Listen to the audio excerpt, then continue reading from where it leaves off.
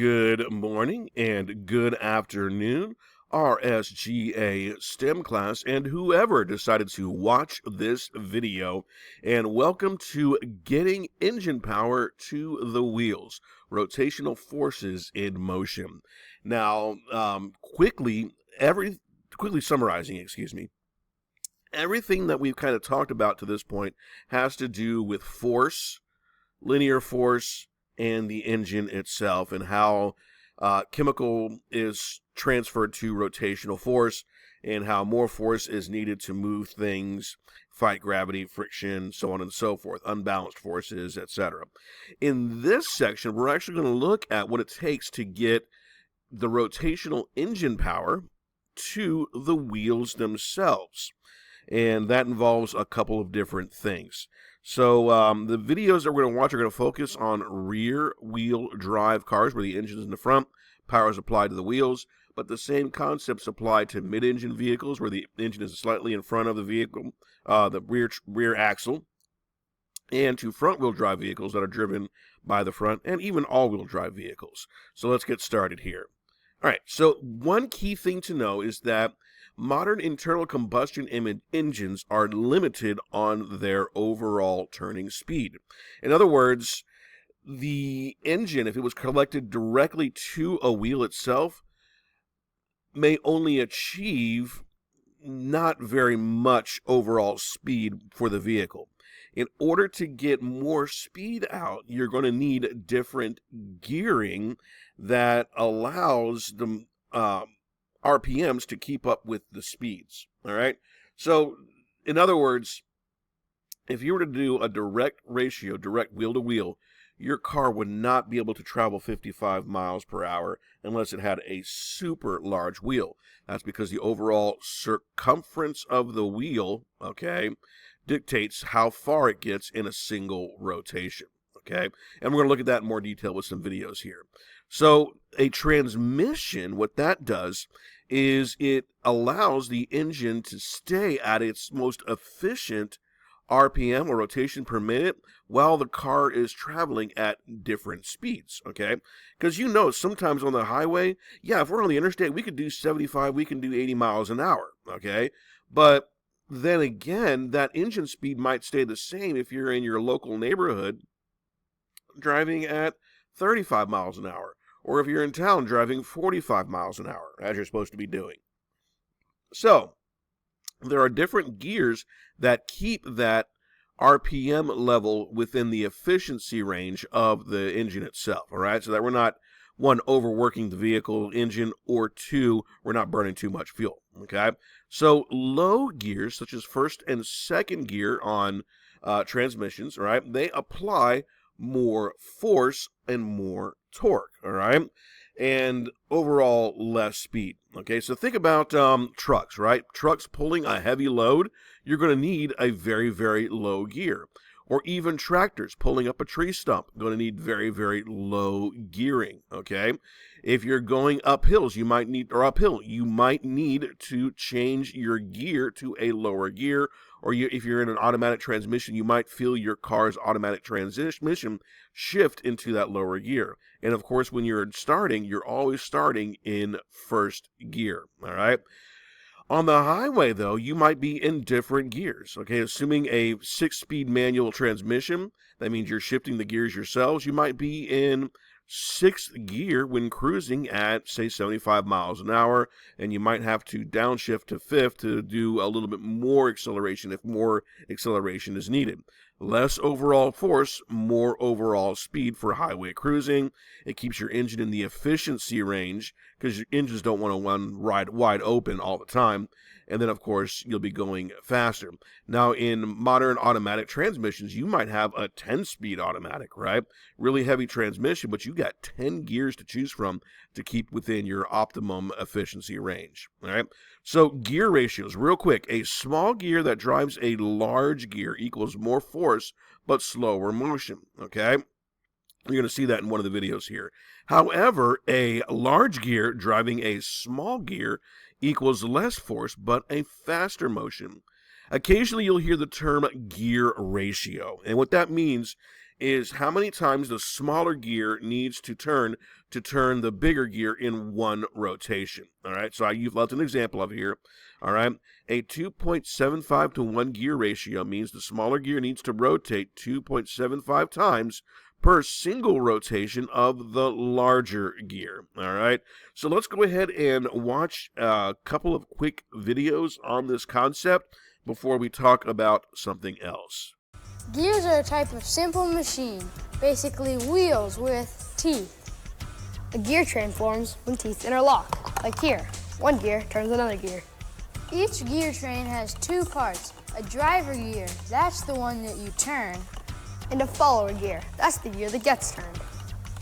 In one kind of gear train, a large gear turns a smaller gear. This is called gearing up. So today's video is a follow-up from our previous video where we used the Lego and the Lego motors to explain the concepts of horsepower and torque. As we have seen, torque is a twisting force. In other words, it's the rotational equivalent of a linear force. In simplest terms, torque determines how quote-unquote strong the rotation of your motor or engine is. We have also learned that horsepower is the rate of torque, or the frequency of torque application. In other words, horsepower is torque times RPM. In today's episode, we're going to add gears into the equation to see how they can be used to manipulate torque and speed. So here again we have our two motors. The large motor generates 0.14 Newton meters of torque and the smaller motor generates 0.03 Newton meters of torque. Last time we have seen that the small motor couldn't generate the torque needed to move this heavy arm.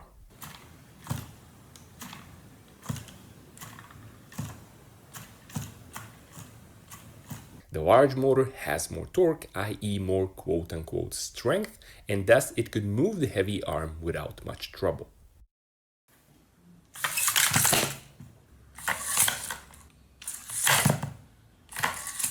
Now we're going to use gears to enable the small motor to move the heavy arm. Instead of trying to move the heavy arm directly with the small motor, we're going to connect a gear to the motor's shaft, and we're also going to attach another gear to the heavy arm.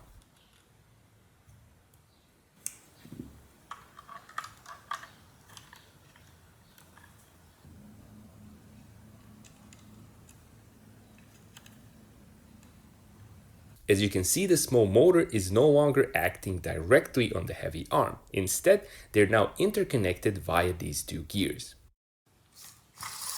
And voila! The small motor can now do the same thing as the large motor. We didn't have to increase motor size, all we had to do was use gears.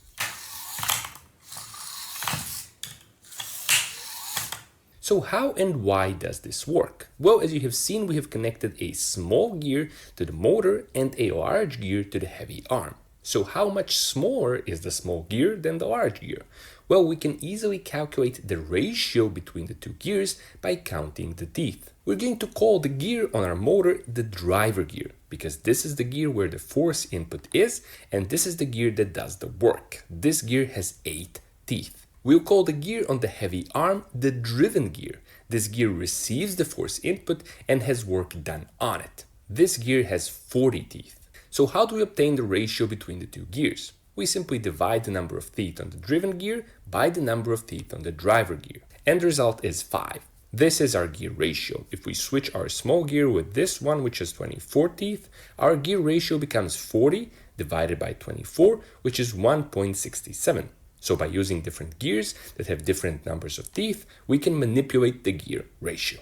So what does the gear ratio tell us? It tells us how much we have increased the torque using this gear arrangement. Our initial torque on the small motor was 0.03 Newton meters. To figure out the new torque output value at the larger gear, we simply multiply the initial torque with our gear ratio. So 0.03 Newton meters times 5 gives us 0.15 Newton meters. This means that with the help of gears, the small motor is now outputting more torque than the large motor. So why does this gear arrangement increase the torque coming from the motor? The answer is pretty simple. It's because the large gear is larger than the small gear. To fit a larger number of teeth onto a gear, you must increase its radius. By increasing the radius, you're increasing the physical distance between the force input and the force output. In other words, by increasing the radius, you're increasing the leverage provided by the gear. The gear acts like a lever, and as you probably know or have experienced yourself, the larger the lever, the larger the force output. So does this mean that you can get a Honda Fit and start a cargo business with it? Obviously the torque coming from the engine doesn't matter, because with a large enough gear, you can endlessly manipulate the torque output. Well, you have probably never seen a small car towing cargo trailers, and there's a reason for it. In reality and in physics, there's no such thing as a free lunch. The torque increase coming from larger gears comes at a price, and the price is rotational speed. Our small Lego motor is capable of doing 275 full rotations in 1 minute. In other words, it spins at 275 RPM. It's significantly faster than our large Lego motor, which does 146 RPM. But as you can see, after we install our gears to increase the torque, the small Lego motor actually becomes slower than the large motor. How much slower? We can again easily calculate that using our gear ratio. We simply divide the initial speed with the gear ratio to get our new output speed. So 275 divided by 5 is 55. So 55 RPM is the new output speed.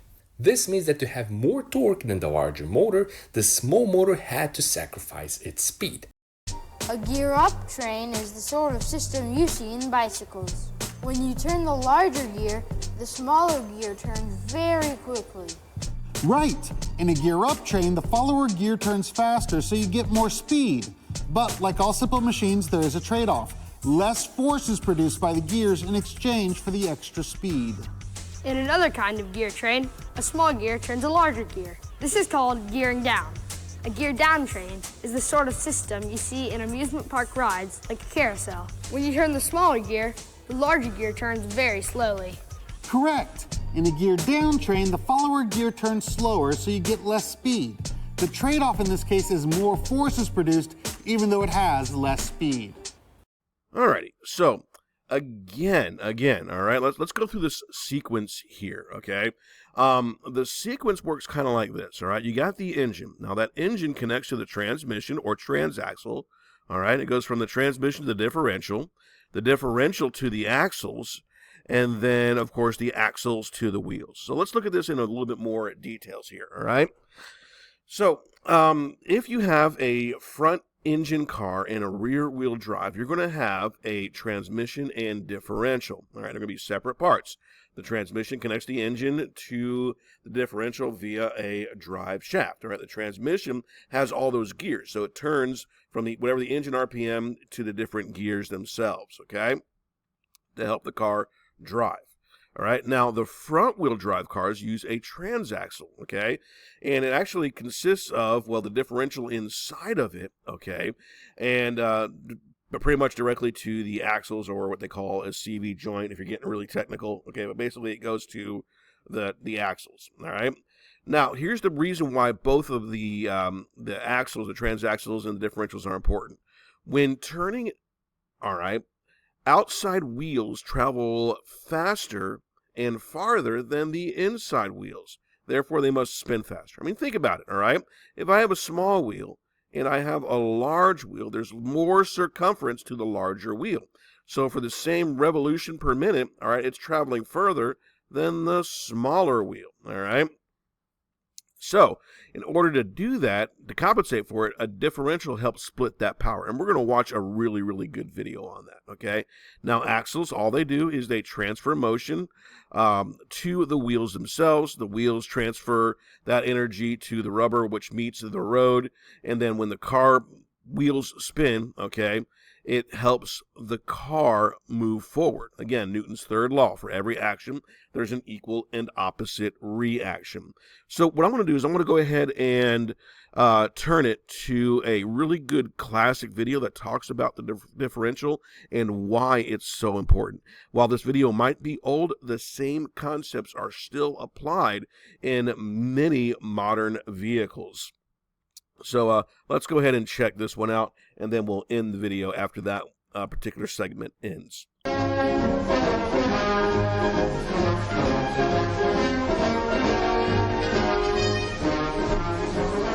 Formations like these require long hours of intensive drilling and careful judgment.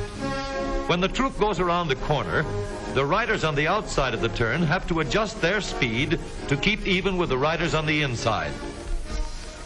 The man on the outside has to ride a lot farther and a lot faster in order to keep up with the parade. The outside wheels must spin faster than the wheels on the inside because they have a greater distance to travel in the same length of time. When a wagon turns a corner, the wheels can travel at different speeds because each one can turn freely on the axles. And in the early automobiles, the rear wheels turned separately and only one wheel was connected to the engine. But when only one wheel was driven by the engine, it had to do all the work, and it couldn't get a good enough grip on the road to do its job properly. So the one-wheel drive was soon out of date. But if two wheels are locked on an axle so that they are not free to turn separately, one or the other has to slide. So engineers had to find a way to connect both rear wheels to the engine without sliding and slipping on turns. The device which makes this possible is a part of the rear axle. It is called the differential because it can drive the rear wheels at different speeds. The differential looks complicated, but once we understand its principle, it is amazingly simple. These two wheels are mounted on separate axles and supported by a frame so that they can revolve freely at different speeds. Let's fasten a spoke on the inner end of each axle so that by turning the spokes, we can turn each wheel separately. With a bar or crosspiece, we can turn both wheels in the same direction at the same rate of speed. Let's get something to hold this bar in place so that it will press against the spokes. Notice that this support is not locked to the axle. It turns freely. Now, we can spin the wheels by rotating the support. This is fine, as long as both wheels are able to turn at the same speed. But let's see what happens when we go around a corner. With this arrangement, we cannot drive one wheel faster than the other. And if we stop one wheel, the other wheel won't budge. Let's put this bar on a pivot so that it can swing in either direction.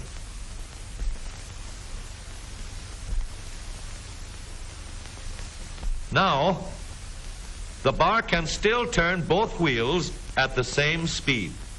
And because it pivots, it lets one wheel turn even when the other is stopped. But if turned too far, the bar will swing around until it won't drive the spokes that turn either wheel. We need another crossbar and more spokes to carry on the job. When we stop one wheel, the crossbars will continue to push the spokes of the free wheel around. As long as both wheels are free to turn, the bars do not swing on their pivot, and the wheels move at the same speed. Now we have the working principles of a differential. To adapt the model for use in an automobile, we will have to make a few changes. In order to reduce the jerky action caused by wide spaces between the spokes, we will put in more spokes.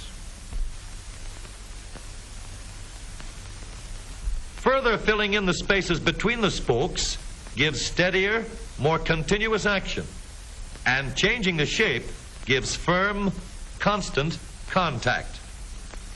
Now we can make the gears thicker and stronger, and we have differential gears. The edges are cut so that they will fit together more smoothly and silently. And another gear is added to share the work of driving the axles. The principle is the same.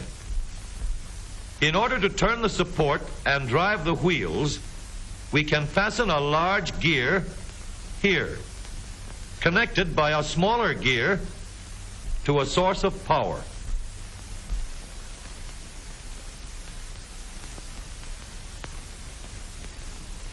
Notice that the power is connected to the differential at the center line. We can make our model more compact by moving the gears closer together. When we put our differential in an automobile, we have to leave room for the drive shaft, which carries the power from the engine. Of course, we could lower the floor and ceiling, but the drive shaft would be higher than the floor. This would have disadvantages.